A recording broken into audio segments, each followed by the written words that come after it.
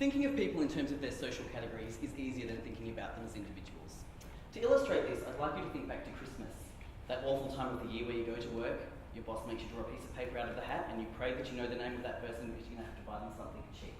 You want to know them, something about them. That awful moment arrives where you look at the piece of paper, and on it is the name of the new girl in the office who you haven't spoken to yet. What are you going to do? Never fear, we can use categories to help us. You stalk her on Facebook, find out which group she's a member of. Use these categories to help you deduct a present that would be appropriate. We know she's a girl, so the easy way out is something pink. We know that she votes for the Greens, so something recyclable, and we see that she barracks for Collingwood. So the obvious answer is pink, recyclable, false teeth.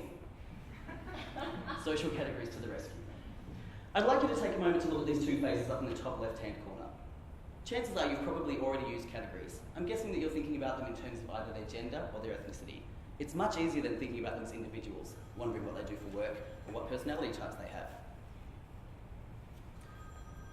The research suggests that this process is automatic and that it's useful and it's natural.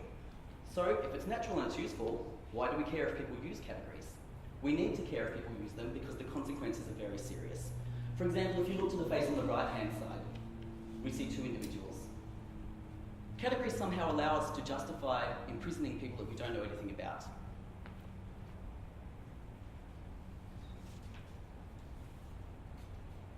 We deny freedom to these people based purely on the arbitrary category that we've put them into.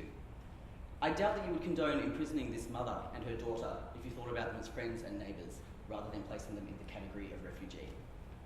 This stark image reminds us that if we can find a way to intervene in this automatic process, we should.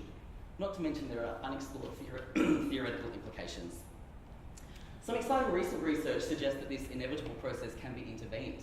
For example, if you look to this face here, simply thinking about this person and wondering something individual about them, for example, do they prefer carrots to ice cream, is enough to bypass this process and its consequences.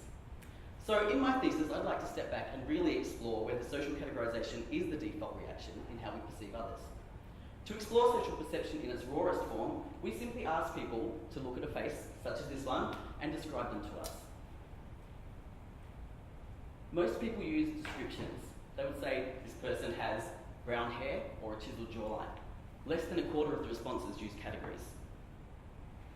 This data really speaks to the fact that the social categorisation is not the default mechanism that has been assumed in the literature to date.